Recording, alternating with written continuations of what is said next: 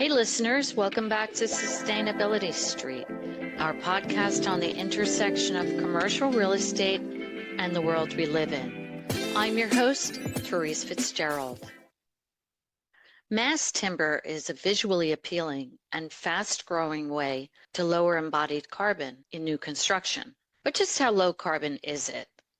And are there ways to maximize the amount of carbon saved? My guest for this episode is Varun Kohli, Director of Sustainability at Corgan, a global architecture and design firm. Kohli's department embarked on a study to really understand the benefits of mass timber and the nuances and decisions that impact those benefits. The results of their study are really helping dispel some of the myths about mass timber. And a mass timber carbon calculator for architects and designers now sits on the firm's website. I think you'll really enjoy listening to our conversation, and I think you'll learn a few things about mass timber that'll surprise you.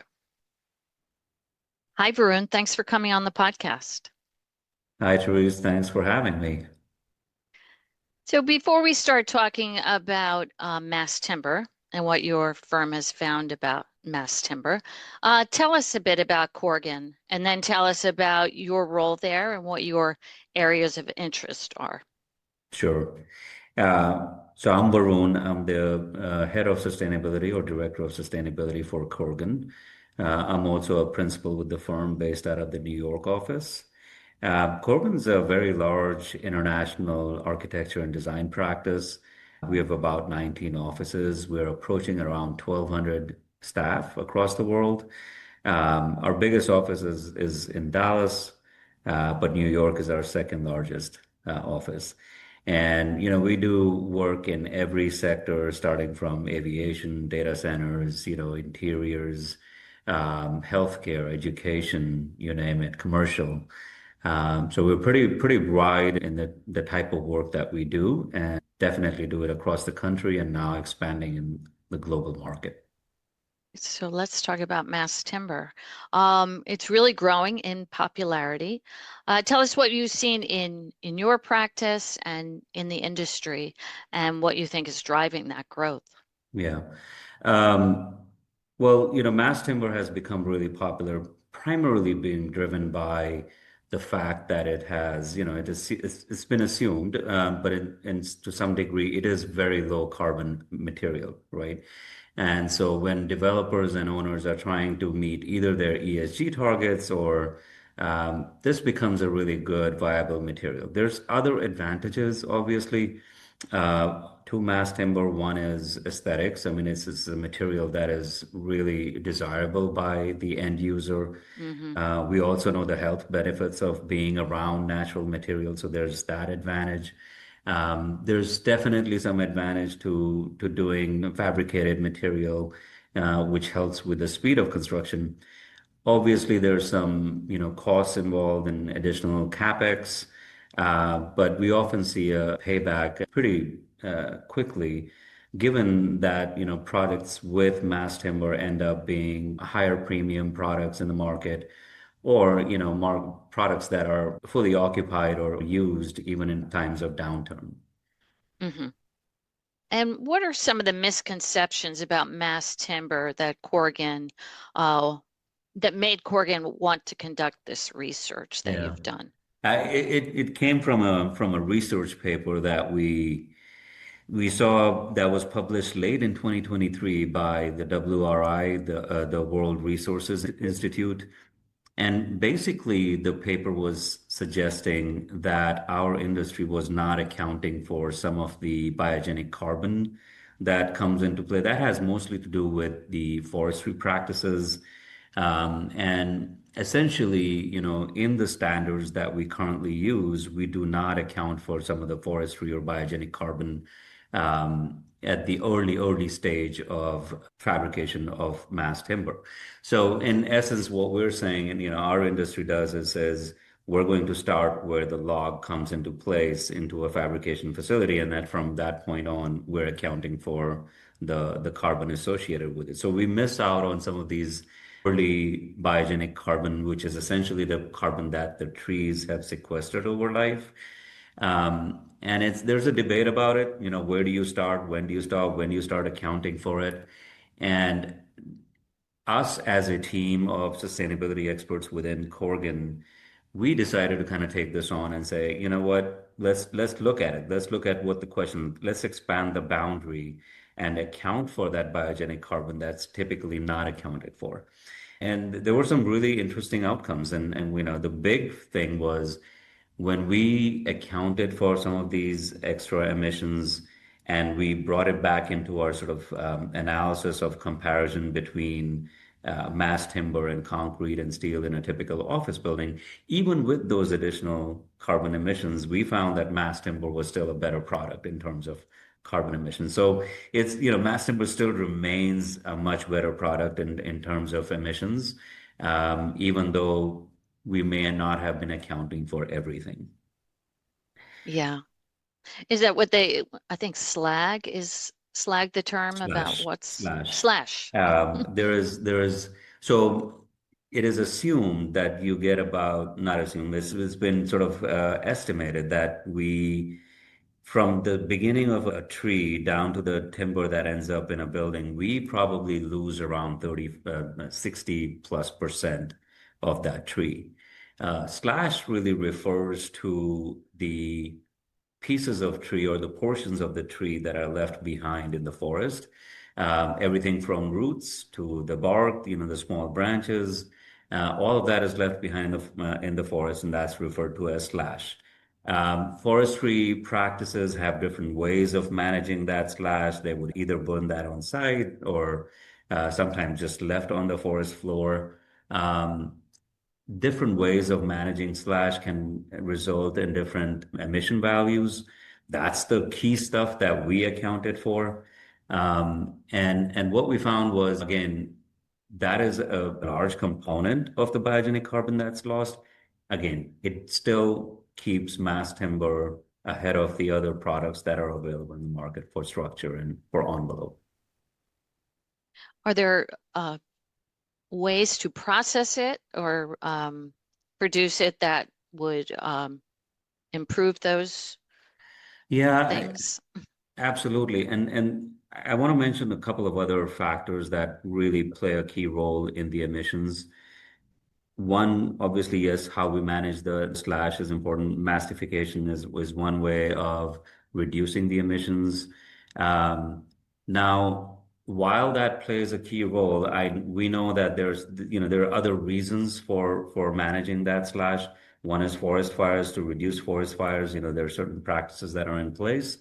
So it's sometimes may or may not be easy to avoid that, right? But if there are ways we can use some of those byproducts of the tree, if it's small branches, can we use some of these products to make pencils, for example? And there is industry practices where this happens. So the more we can try to use the byproduct, we can reduce those emissions. That's number one. The other thing we found was the variable that really impacts the emissions is also the type of trees that we use. So if you're using a southern pine versus another wood species, you will see a variation in the amount of emissions that are associated with it. And that also has to do with how much slash is left behind. So I think our point was really to kind of demystify this portion of emissions so that as a designer, as architects, when we get involved with projects, or as building owners or property developers, when you get involved with the project, that we ask the right questions, right? Like, where are we getting the tree or the wood from? What is happening? And, at least ask the question of what is the process of slash management on this forestry practices? And that will help us inform the team to make the right decisions. The last piece that we also looked at was transportation. And that's a huge, huge piece, part of that equation of calculating emissions. So for example, if we're doing a project in Dallas, do we really want to pick a wood that's coming from Northwest US, right? That's a long transportation process, and it adds a huge, emissions value. So, combined between forestry practices, combine that with the type of wood that we select, and also, by the way, select where it's coming from or being fabricated. All of those decisions really impact. So at the end of the day, what we cannot do is say, mass timber is good or bad in one bucket. There are so many nuances and decisions along the way that are important. And if we pay attention to those, I think we can adjust and really improve the emissions values for mass timber. We'll be back after a short break.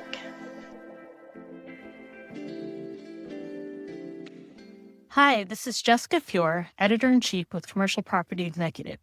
I just wanted to make sure you know that entries for the 2025 CPE Influence Awards are now open.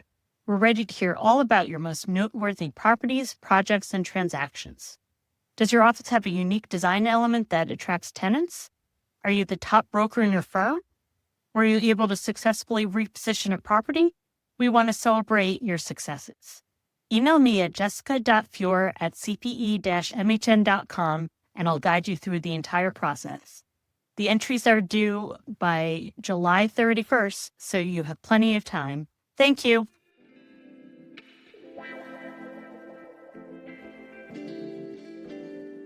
And we're back. So Varun, biogenic carbon emissions, are those different from other carbon emissions? Yeah, well, biogenic carbon really refers to the carbon that is sequestered in a living organism, that trees over its life. That's one of the reasons, right? Like when we start with a tree, your emissions value is actually way negative because over the life of the tree, it has sequestered carbon and stored it within the tree.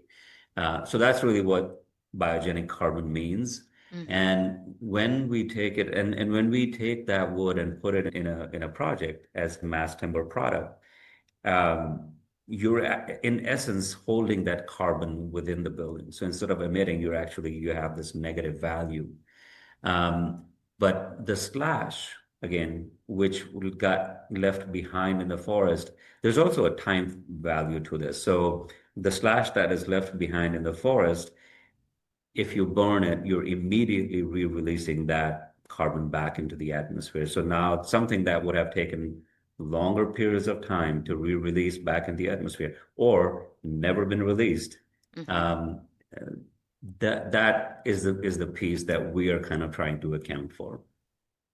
So tell us about the tool that Corgan has created for mass timber design. When we conducted this research and we wrote a white paper on it and we kind of explained this whole process, ran an analysis, we realized, I mean, this could become a tool that could be useful for design teams, for ownership teams, really kind of just play around and understand how these different variables impact the overall emissions values. So we created a tool called the Corgan Mass Timber Carbon Calculator. And what that tool really does is it's a really simple tool. It's on our website. And you go there and you first, select the building size. That will automatically calculate the volume of mass timber that will be applied in the building. And then you select the species of wood that you're applying in the building, and it gets into even the sort of the specificity of columns versus slabs, and are you using CLT from pine or hardwood from Northwest? And once you select those things, and also if you know the process of slash management, you can select that. That is all part of the A1 stage of LCA studies. And then there's a second piece to that, which I was talking about before, which is the transportation. So we have another one where we have A4, which is the transportation stage, and we allow you to select any of many of the mass timber providers in the country, and you select where your project is, and it calculates the amount of distance that mass timber is traveling.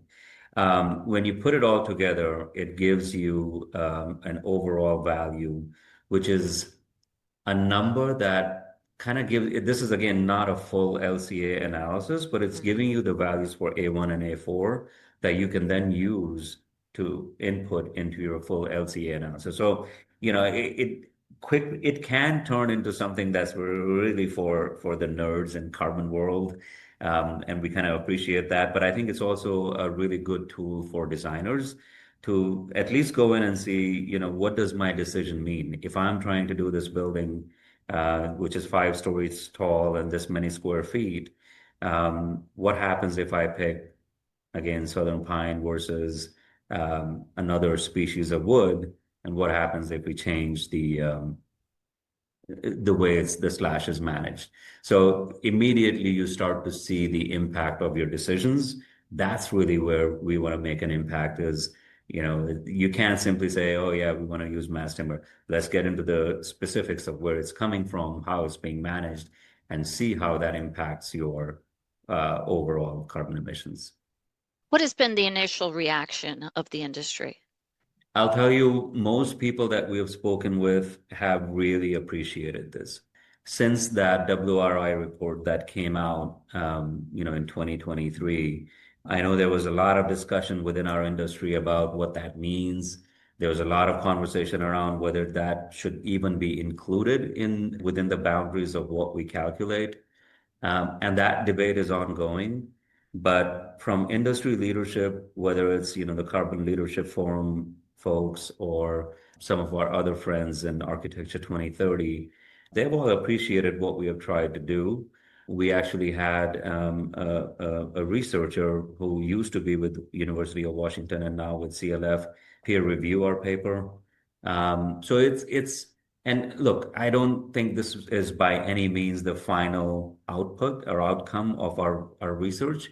We all know that embodied carbon is something that's still kind of being developed, not just for mass timber, for other products as well. So it's an area where we have to start, you know, we have to keep that debate going. Mm-hmm. And the end goal is to try to really understand and figure out the process and methods by which we are making sure that we're accounting for every part of the life of a product, right? And not missing out on things that seem to be relevant, as the WRI report pointed out for this one. So I think, you know, I would say we have had pretty positive response. I think the piece where we want to, you know, continue to work on is to find a way to make this even more user friendly for designers, maybe expand it and include all stages of, you know, mass timber emissions or something like that. But so far it's been really good.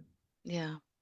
Yeah. Yeah, it's certainly beautiful looking. So I think people have a tendency to think that it's all natural and all Yeah. No, neutral, I should say. Yeah. Yeah. And you know, the other benefits of mass timber are so much, right? And um, just from the health perspective, like we know, you know, just the touch and feel of wood in the spaces that we occupy, that has a huge impact on not just our physical well-being, but mental health well-being. And, you know, I have had conversations on projects where we have been discussing use of mass timber where an owner or a developer sees other disadvantages. Let's say a site is not the most desirable site in the city, right? You bring in mass timber and develop a project using mass timber that overtakes and overcomes some of those challenges that might otherwise exist for a particular site. So there's so many other advantages of you know, incorporating mass timber. I think this is just an added piece. And our goal is really kind of stay ahead of that curve and make sure that we are understanding the overall impact in terms of carbon. And again, that's, you know, that's also something that we see a lot of our clients interested in from that perspective of, you know, ESG goals, making sure that their scope 3 emissions are taken care of. And mass timber comes out a winner in from that perspective. This has been great. As a media person, I'm always wondering what my guests are reading or listening to that can inform on the topic. Of course, people should read your research on the topic, but is there anything else there about mass timber or about sustainability in general that you would recommend? Hmm. You got me there because the stuff that I've been interested in and reading in has been a little more around the urban scale. I used to lead planning and design for Battery Park City Authority in Lower Manhattan, so I've been Oh, very interested in how cities function and how do you think about a sustainable future of cities in everything from climate change to economics.